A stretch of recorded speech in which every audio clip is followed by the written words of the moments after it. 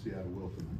Yeah, I think that's what we expect from Will. I mean, he's been here for 3 years now, along with us, and he understands what it takes to next man, or when a guy gets hurt, that he's the next man up. And I think he did a great job coming in and being that center that we needed. Obviously, Daniel going down, it sucks, but I mean, it's part of sports and it happens. And he came in ready to play. Well, you talked last year about how much it helped playing against Zach every day, and it helps playing with Trey, Daniel, Caleb, I'm sure, along the line. Just kind of tell me about the mentality when you come in there and how that helps you with you guys. Well, you know, Coach Painter talked yesterday that nobody's really separated themselves. You've got competitive guys each day in practice going head to head against you. Yeah, it's overall a great environment, and I think it shows our culture really well. Like everybody, every day in practice is just doing whatever they can to step up and be competitive, pushing each other first and foremost. And I think we got a great environment, and the whole team is full of guys that strive to not only push themselves, but everybody around them every single day.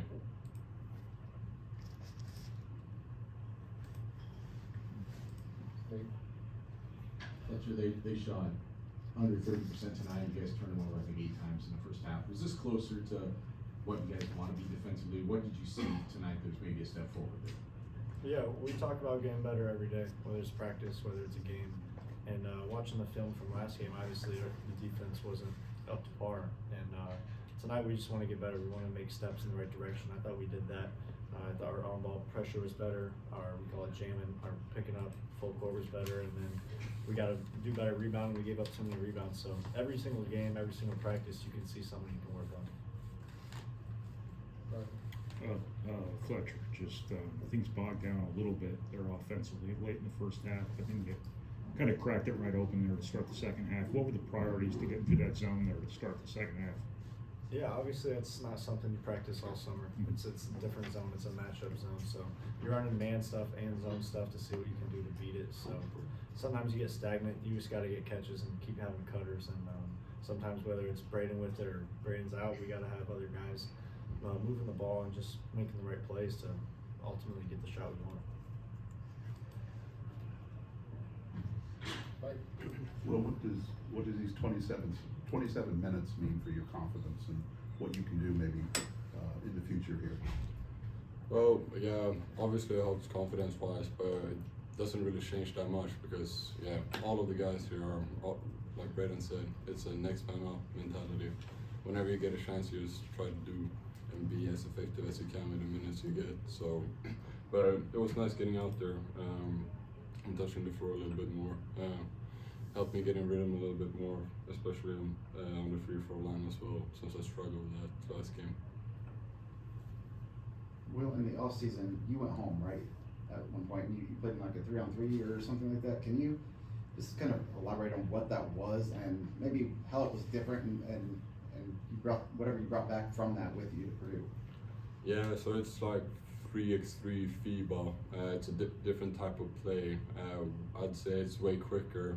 And it's almost like playing street ball with your buddies, but at that tournament it was a little bit more competitive, good competition. So it helped me, especially as like trying to go react instinctively in both defensively and offensively, since everything is just going so fast.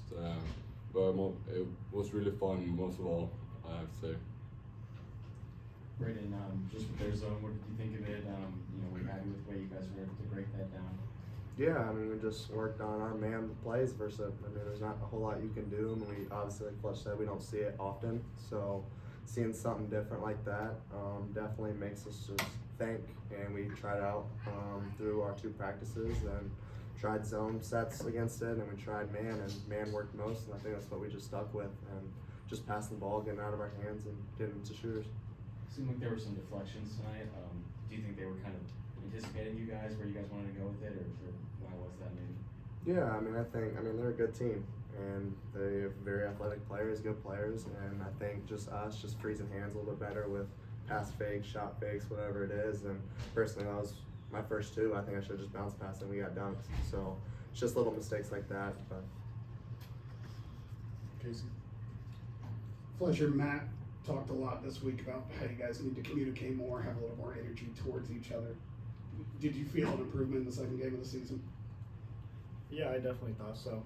He kind of ripped us a little bit, but it's simple stuff. It's just talking to one another. We talk off the floor, so we can talk on the floor. And he always says, if you're doing it, you're saying it. So just making sure we're all being positive with each other, make or miss shots.